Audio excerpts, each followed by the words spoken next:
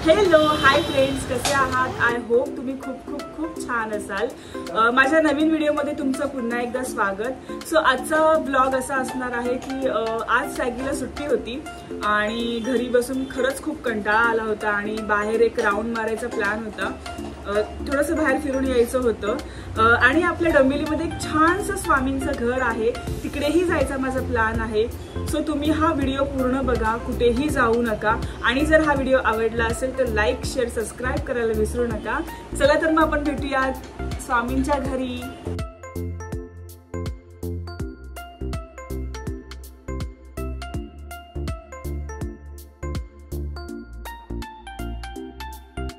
Runny घेऊन देते। Hi guys, घरातली सगळी कामं पटकन आवरून घेतली आणि दिवाबत्ती केली। त्यानंतर माझी तयारी करून घेतली आणि मग चिकूची तयारी केली, कारण चिकूची जर पहिले तयारी केली तर तो 1 मिनिटही घरात थांबायला बघत नाही। त्याला तयारी केल्यावरती खालती जायचं असतं फिरण्यासाठी। सो म्हणून त्याची नेहमी मी शेवटी तयारी करते। आणि चिकू खूप एक्साइट होता, खूप खुश होता तो। त्याला मी ॲक्च्युली सांगितलं होतं की आपण स्वामी आजोबांकडे जायचं आहे, तेव्हापासून तो खूप एक्साइट होता। आणि फायनली आम्ही निघालेलो आहोत आणि जाऊन स्वामींच्या घरी पोचलेलो आहोत। तिथे पोचल्यानंतर तिकडे आरती चालू होती, आरतीची वेळ झाली होती आणि आरती चालूच होती ऑलमोस्ट। तिकडे गेल्याच्या नंतर एक छानसं चप्पलचं स्टँड आहे, तिकडे आवाज न करता चप्पल ठेवायची आहे असं तिकडे सांगितलं जातं। त्याच्यानंतर हातपाय स्वच्छ धुवून घ्यायचे आहेत।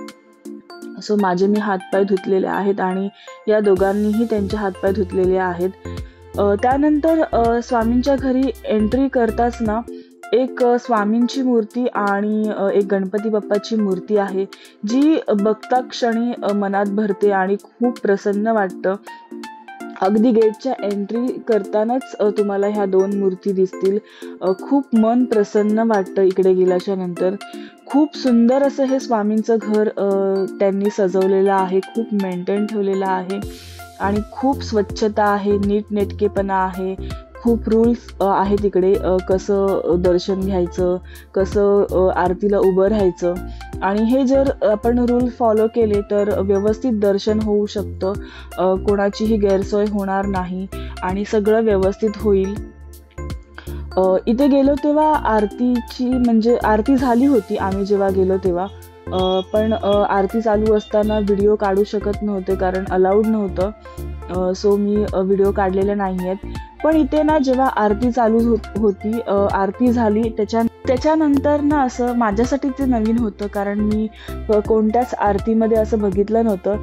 इकडे आहे ना वंदे मातरम पण बोललं गेलं आणि ते एक नवीनच होतं आणि वेगळं होतं, पण ते खूप छान होतं, खूप बरं वाटलं। वंदे मातरम सुद्धा आरतीच्या नंतर इकडे बोललं जातं। सो अशा इथे खूप छान छान अशा गोष्टी आहेत ज्या माहिती पडल्या आणि खूप बरं वाटलं।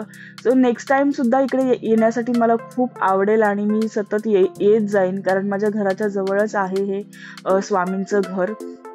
आणि याला स्वामींचं घर म्हणून का ओळखलं जातं तर इकडे आहेत ना एक महिला आहेत, त्यांची ही खूप मोठी प्रॉपर्टी आहे आणि त्यांचं असं म्हणणं आहे की ही जी मी प्रॉपर्टी आहे ती ही माझे सगळं घर आहे आणि म्हणून मी इथे हे स्वामींचं घर स्थापित केलेलं आहे आणि त्यांना हे करायचं होतं आणि त्यांनी केलेलं आहे।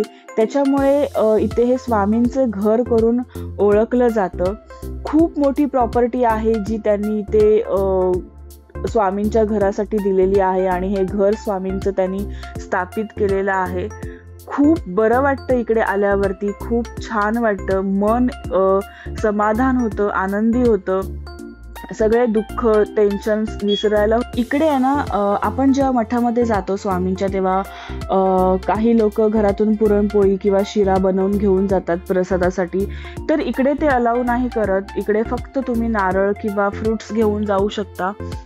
इकडे घरातून बनवून आणलेले पदार्थ ठेवायला देत नाही। सो तुम्ही कधी इकडे आलात तर फक्त नारळ आणि फ्रुट्स घेऊन या। इथे ना छान अशा ह्या जपमाळा लावलेल्या होत्या कारण कोणाला जर नामस्मरण करायचं असेल आणि त्यांच्याकडे माळ नसेल तर तुम्ही इकडची माळ घेऊन तुम्ही नामस्मरण करत बसू शकता. अशा या छान छान सोयी इकडे उपलब्ध करून दिलेल्या आहेत आणि कोणाचीही गैरसोय होत नाही. तुम्हाला जितका वेळ हवा तेवढा वेळ तुम्ही इथे बसून दर्शन घेऊ शकतात. मला तर खूप आवडतं स्वामींच्या सानिध्यामध्ये बसून वेळ घालवणं. हेच ते जे आजोबा आहेत त्यांनी मला हे स्वामींचं घर म्हणून का ओळखलं जातं यामागची स्टोरी सांगितलेली आहे. त्यांना मी विचारलं तर त्यांनी मला सांगितलं की हे अशी स्टोरी आहे.